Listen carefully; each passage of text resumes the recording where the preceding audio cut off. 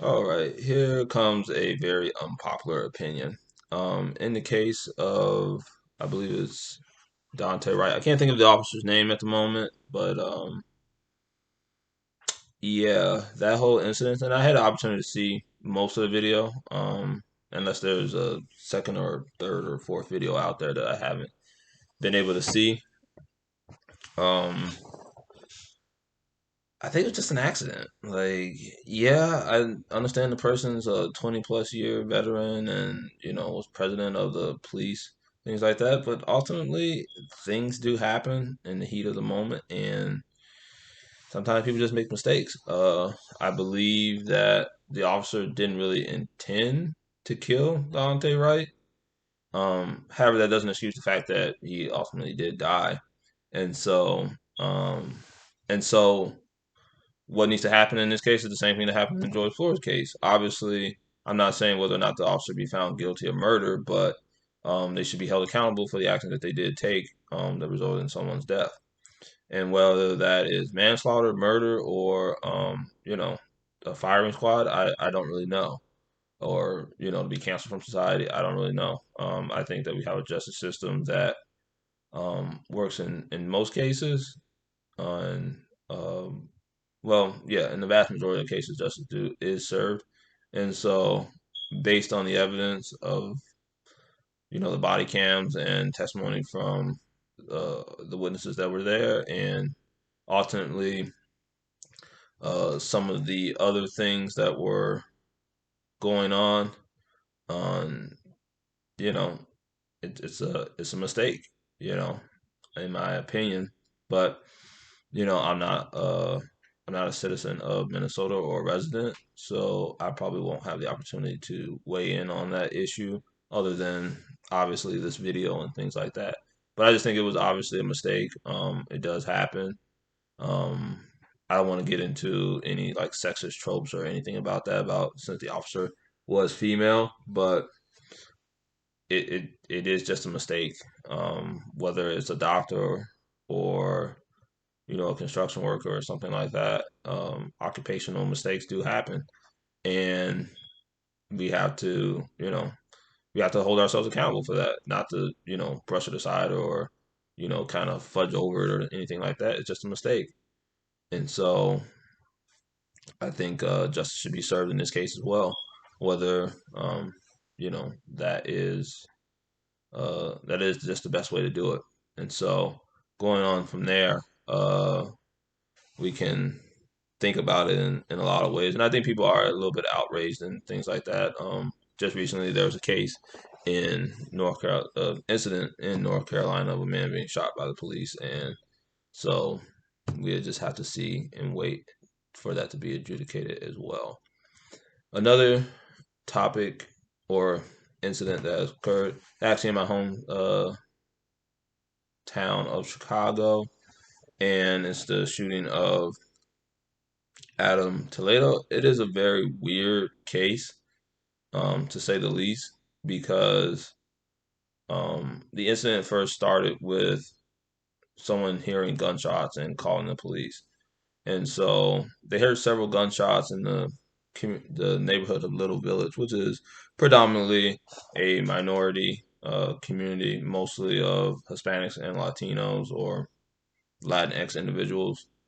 And so, or just Latins. I don't know why people make all these different labels. And I think the police initially pursued them from the video that I saw and told them to stop.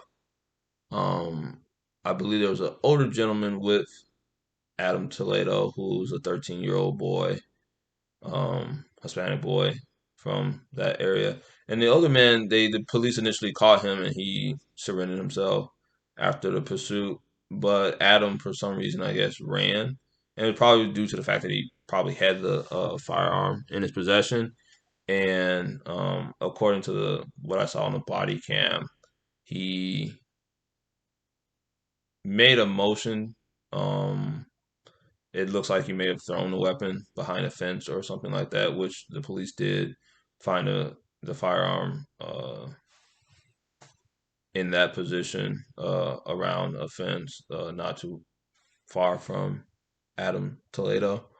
And so the officer commanded him to put his hands up and surrender himself. He complied after making this motion, and the police shot him. And so, and that resulted in his death.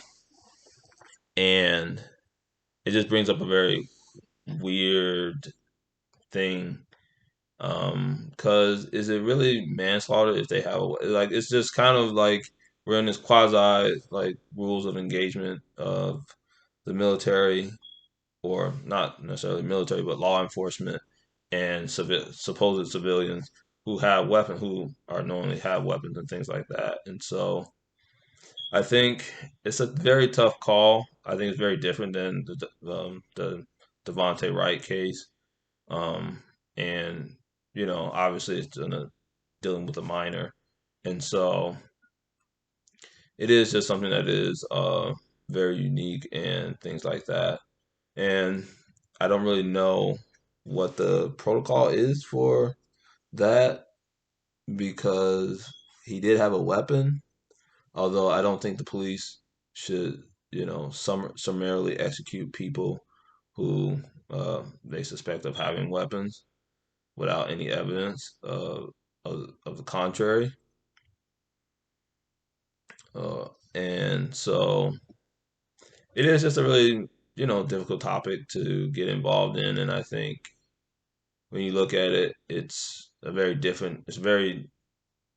difficult issue. As I mentioned in the previous video, we tend to racialize a lot of these things. And so looking at it from all perspectives, especially with the I'm just gonna say Latin community, a Latin Hispanic community who have had a lot of issues with, you know, police and the government and things like that, and just kind of an underrepresentation of themselves in society when, by all measures, most of Latin communities make up a sizable portion of metropolitan areas in the United States for the most part, especially in Chicago, with a very large Mexican and Puerto Rican and just Latin American and South American uh, population. And so it is something that is becoming more and more of an issue. But I think with the police, it is a very tough call to make in taking someone's life. It's just very saddening that it is someone who is so young. But as always, that case will be, probably taken to court and investigated, hopefully to the full extent of the law. And also, I guess the other incident of police shooting recently, or that is that I have in my notes. There also, as I said before, there was another shooting that happened in a town in North Carolina. I don't have all the details on that. All I know is that the victim was African American and the officer was white. So, other than that, I don't really know what too much of the details are. I know the victim's last name is Brown, so that kind of invokes a lot of the it evokes a lot of the feeling that a lot of people felt for Michael Brown in the summer of, I believe, 2015, 2016, where he was gunned down by a police officer. And so, yeah, there is that. So, but the other one is the Michaela Brown incident. And so there's a lot of spin that's actually been going around with this particular case. And the whole incident was sparked by the fact that there was a fight between several individuals, and I believe most of them were minors. However, one of the minors, who was identified as Michaela Bryant, had a weapon of some sort, I guess a knife or some sharp object, and was attempting to attack these other uh, individuals in the course of the uh, brawl, and the police arrived after being called and shot Michaela Brown. Uh, and she ultimately died from those injuries inflicted by the police. And so a lot of people have been saying like, no, like you can't, you gotta look at it in the full context of the thing that she was attacking other people. So it wasn't necessarily innocent individual being attacked by the police or something like that.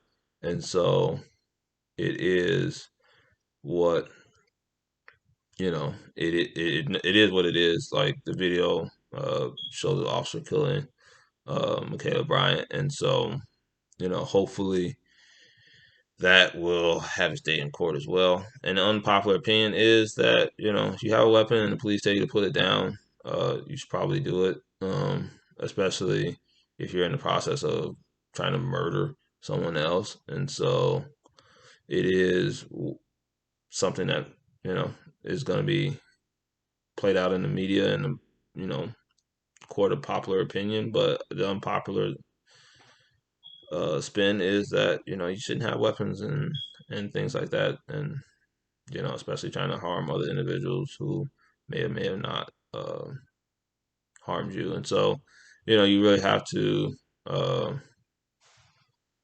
look at the entirety of the videos. I'm not passing any judgment on whether these officers or individuals are guilty or, in the words of Noam Chomsky, that there are unworthy victims. But